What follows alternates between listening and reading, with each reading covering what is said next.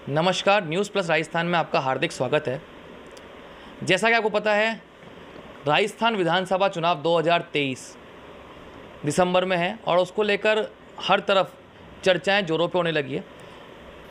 कई पैनल बन रहे हैं, ऑब्जर्वर आए हुए हैं। इन सब के बीच न्यूज़ प्लस राजस्थान ने भी एक सर्वे करवाया।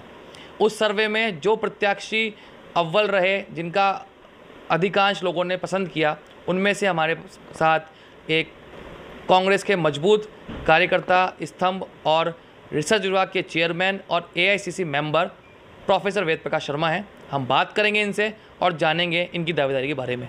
नमस्कार सर। नमस्कार जी। सर, हम जब आपका देख रहे थे सर्वे, लोगों का प्रेम देख रहे थे, वो अपार था।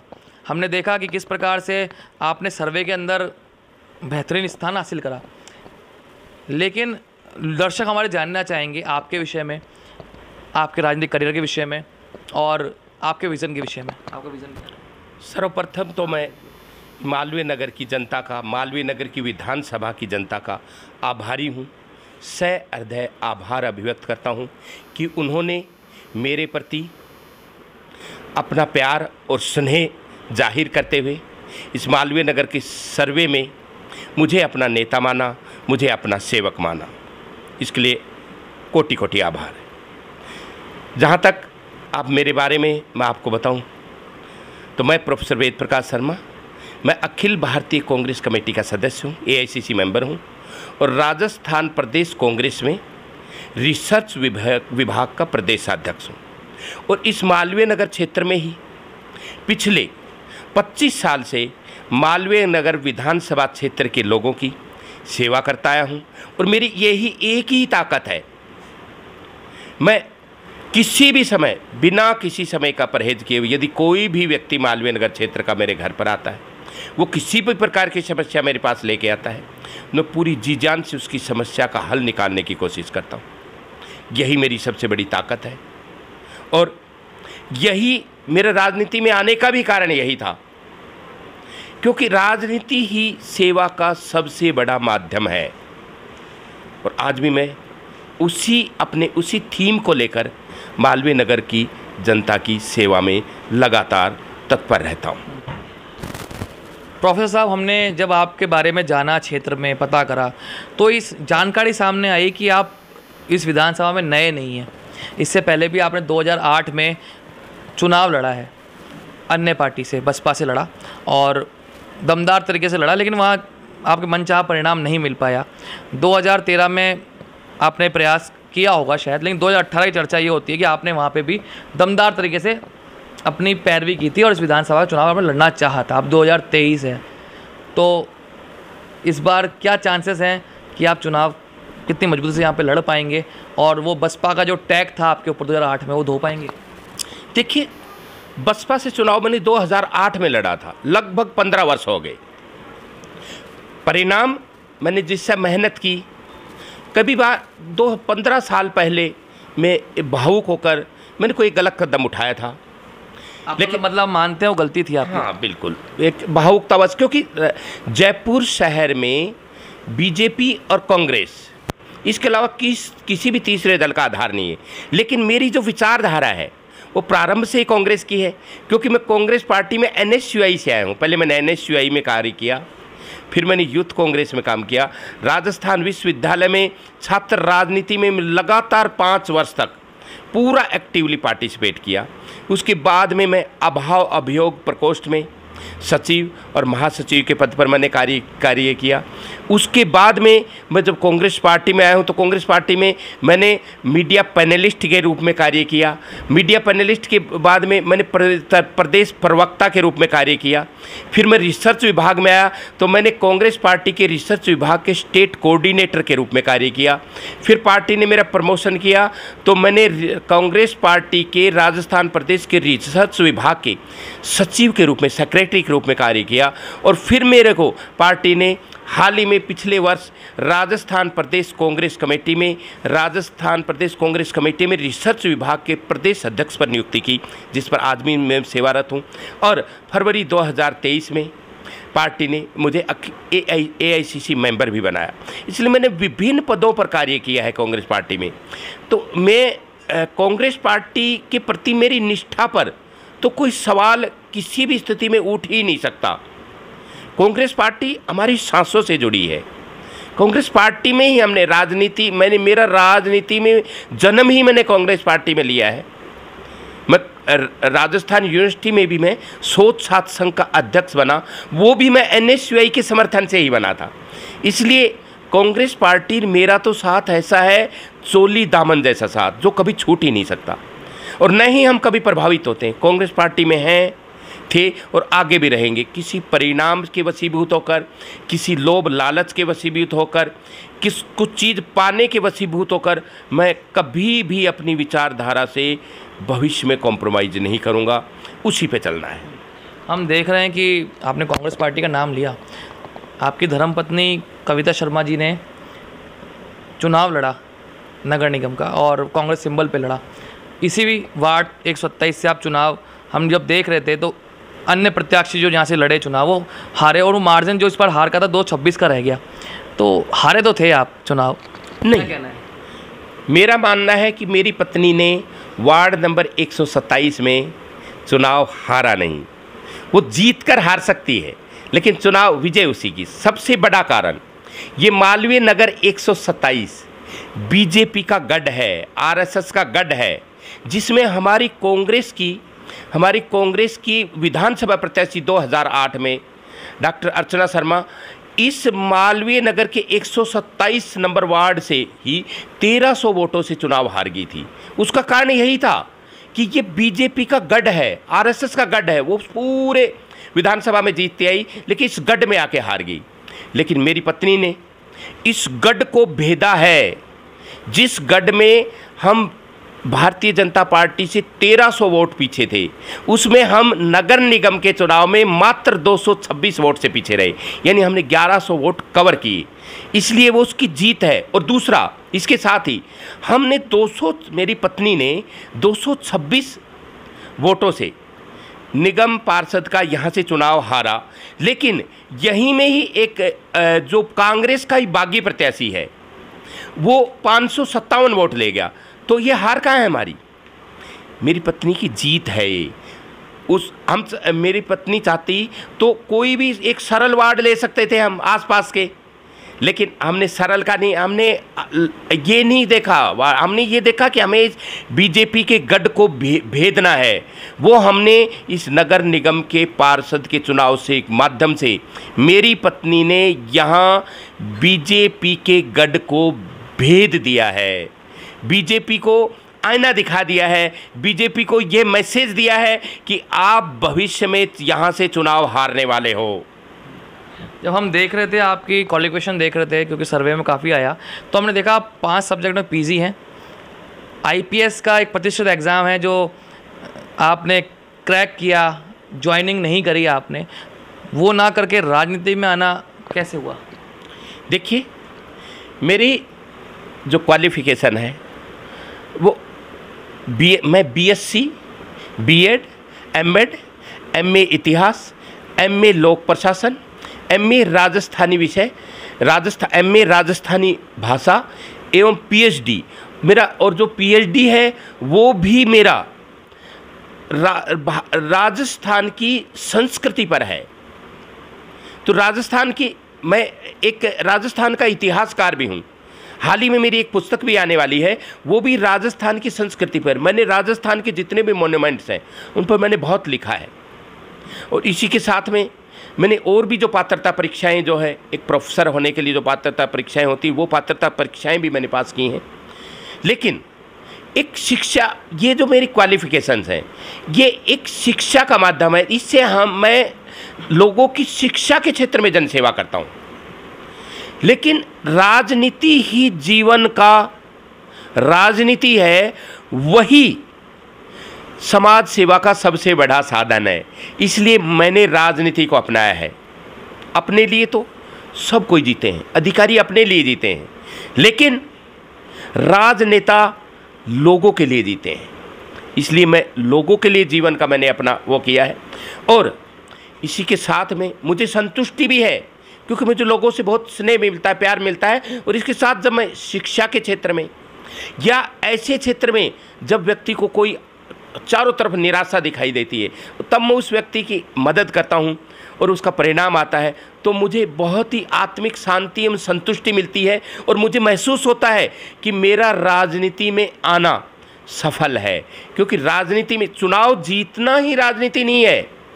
मैं मानता हूँ बहुत से लोग विधायक का चुनाव लड़ लेते हैं, मेंबर पार्लियामेंट का चुनाव लड़ जाते हैं, कुछ बन भी जाते हैं, लेकिन यदि उनमें सेवा भाव नहीं है तो मैं नहीं मानता कि वो सफल राजनीतिज्ञ हैं। हम जब देख रहे थे आपका जो पुराना कि किस तरह से आपने संघर्ष करा, तो कई संघर्ष की गाथाएं भी सामने आई, चाहे वो जल महल का आंदोलन रहा हो, चाहे शराब का ठेका बंद कराना रहा हो, ऐसे कई मतलब रिसर्च से सामने आया। क्या ये वाकई में सच है? देखिए, मालवीय मैंने पूरे प्रदेश लेवल पर भी बहुत सारे आंदोलन, मैं छात्र राजनीति के बाद में से उठ कर आया हूँ। जो छात्र राजनीति से उठ के आता है उसमें संघर्ष का मादा होता है और मेरा बहुत बड़ा सर्किल है। लोग मुझे चाहते हैं, जब मैं कोई इश्यू उठाता हूँ तो वो मेरा कंधे से कंधा मिलाकर साथ देते हैं। इसका मैं एक आपको उदाहरण बताता हूँ। यहीं मालवीय नगर की ही मैं आपको बात बता रहा हूँ।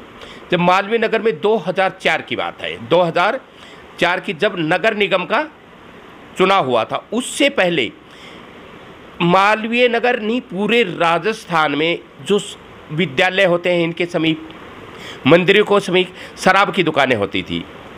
ऐसे ही हमारे मालवीय नगर में भी ये गांधी घर एक कॉलोनी है 3 सेक्टर में, उसमें मंदिर के पास एक शराब की दुकान थी। जब मैंने ये देखा कि मंदिरों के साथ स्कूलों के पास में जब इस तरह से शराब की दुकानें खुलने लगेंगी तो मुझे यह उचित नहीं लगा। इसके लिए मैंने लोगों से, वहाँ के लोग बहुत परेशान थे, गांधी घर के लोग, क्योंकि वो उनके जो बच्चे पढ़ने जाते थे तो सबसे पहले शराब की दुकान आती थी। उसमें कुछ शराबी ऐसे तत्व भी खड़े रहते जो असामाजिक होते थे, जो बच्चियों को घरों से आने जाने में बहुत परेशानी होती थी। मैंने उनकी समस्या देखी कि वाजिब है। मैं कोई चुना हुआ प्रतिनिधि यहाँ नहीं था, मैंने कोई पार्षद का चुनाव उस समय नहीं लड़ा था, मैंने कोई विधानसभा का चुनाव उस समय नहीं, लेकिन मैंने जन समस्या को देखते हुए मैंने लोगों का साथ दिया और 1 महीने तक प्रदेश व्यापी आंदोलन चलाया उस शराब के ठेके को हटाने के लिए। क्योंकि उस शराब के ठेके के मालिक बहुत मजबूत लोग थे, वो राजनीतिक रूप से शक्तिशाली व्यक्ति थे, उनसे लड़ना बहुत मुश्किल था। लेकिन मेरी ताकत थी मालवीय नगर की जनता, जिसका मैं आपको एक उदाहरण देता हूं कि उसी समय मालवीय नगर सत्कार शॉपिंग सेंटर पर हजारों महिलाओं को लेकर मैंने सद्बुद्धि यज्ञ किया था। उससे मजबूर होकर जिला कलेक्टर को इस मालवीय नगर गांधी घर की जो शराब की दुकान है उसको हटाने के निर्देश देने पड़े। उस समय मालवीय नगर में विधायक कालीचंद सराफ जी थे, मैं कोई विधायक नहीं था, लेकिन कालीचंद सराफ जी ने उस शराब की दुकान को नहीं हटवाया।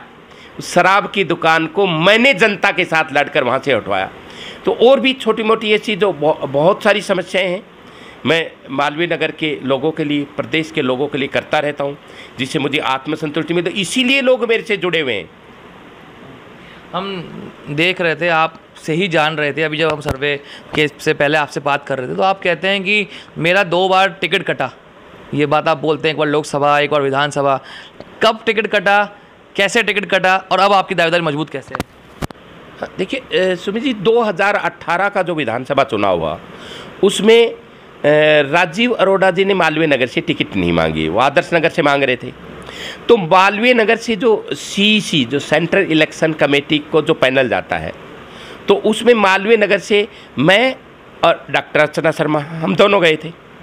टिकट डॉक्टर अर्चना शर्मा को मिली, तो मैं CC जाने के बाद में मुझे यहाँ से टिकट नहीं मिली, विधानसभा की टिकट नहीं मिली। इसी तरह से लोकसभा में भी मैं लोकसभा अजमेर से मैं CC में सेंट्रल इलेक्शन कमेटी तक पहुँचा, लेकिन अंतिम समय पर लोकसभा की भी मेरी टिकट कटी। इस प्रकार से मेरी 2018 में विधानसभा और लोकसभा की दोनों टिकट कटी हुई थी। इसके बावजूद भी, क्योंकि हम टिकट के लिए काम थोड़ी करते हैं, तो पार्टी के लिए काम करते हैं। उसके बाद पार्टी ने संगठन में मेरी जिम्मेदारियों को बढ़ाया और दोनों टिकट कटने के बाद में भी कोई ऐसा अवसर नहीं रहा जब मैंने पार्टी का किसी भी ओकेजन को पर मैंने पार्टी का कार्यक्रम नहीं किया। मैं रेगुलर नियमित रूप से कार्य करता हूं, आज से नहीं, पिछले 25 वर्ष से। कभी ऐसा कोई समय नहीं जाता जब मैं हमारी पार्टी के जो हमारी पार्टी के देशभक्त हैं, हमारी पार्टी के स्टेट्समैन हैं, हमारी पार्टी के बड़े नेता थे जो अब शहीद हो गए, उनकी चाहे पुण्यतिथि हो या उनकी जो जन्म तिथि हो, सबको मैं रिसर्च डिपार्टमेंट के रिसर्च विभाग के माध्यम से मनाता हूँ। मालवीय नगर विधानसभा के लोगों के साथ मिलकर मनाता हूँ। या कभी भी जब पार्टी में कहीं अन्याय होता है, जैसे अभी हमारे राहुल गांधी जी की जब सदस्यता पर भारतीय जनता पार्टी ने बड़ी ही कुचेष्टा करके उनकी सदस्यता हटाने की जो कुचेष्टा की, जो बड़ा अन्याय किया, तो मैंने मालवीय नगर में 500 लोगों को लेकर टोंक रोड से लेके जेएलएन मार्ग से लेके टोंक रोड तक रैली निकाली।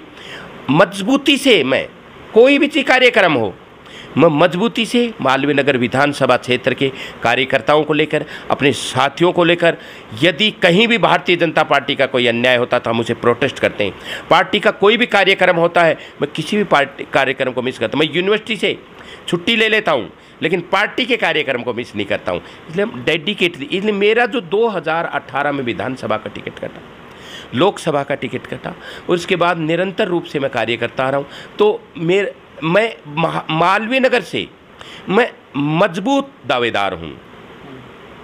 क्यों? उसका कारण पहला जो कारण है वो मेरी 18 में विधानसभा की टिकट कटी है, 19 में लोकसभा की टिकट कटी है। तो मेरा अपना वो है कि पार्टी मुझे अवश्य इस बार मुझे मौका देगी। दूसरा, जब डिजिटल मेंबरशिप का अभियान चला तो मैंने चीफ एनरोलर होने के नाते 5800 लोगों को डिजिटल मेंबरशिप मैंने बनाई।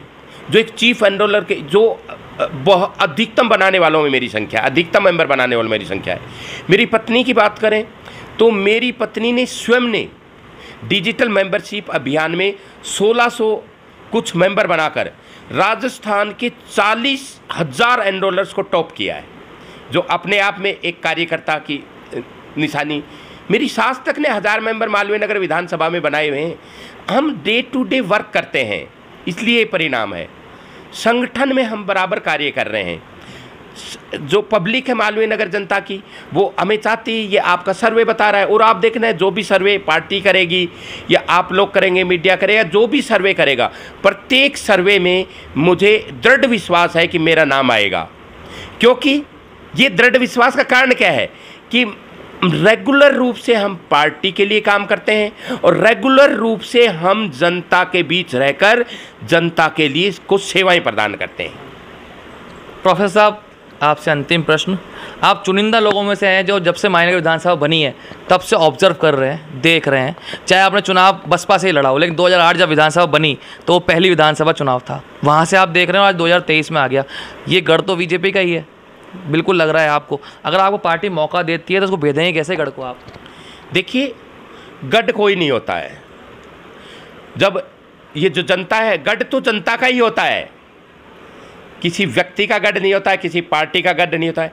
यदि भारतीय जनता पार्टी इस भ्रम में है कि ये मालवीय नगर विधानसभा बीजेपी की थी, बीजेपी की है, बीजेपी की रहेगी, तो मैं ये कहता हूँ यह उनके शब्द नहीं, यह उनका अहंकार बोल रहा है। और मालवीय नगर के वर्तमान विधायक कालीचंद सर्राफ जी इस अहंकार के कारण ही एक बार मालवीय नगर की विधानसभा की जनता ने उनको हार का मुंह दिखाया था। नहीं, वो जौहरी बाजार क्षेत्र था जब से मालवीय नगर बनाया, उसमें मालवीय नगर तो समाहित था ना।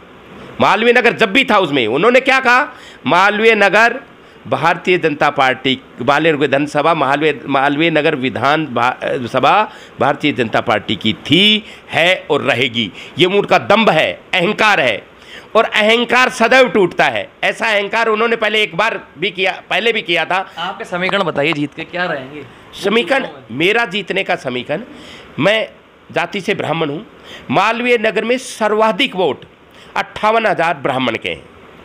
दूसरा, मेरी इंटरकास्ट मैरिज है, मेरी पत्नी सिंधी समाज से है, और सिंधी समाज के वोट मालवीय नगर विधानसभा में 25 से 30 हज़ार वोट हैं।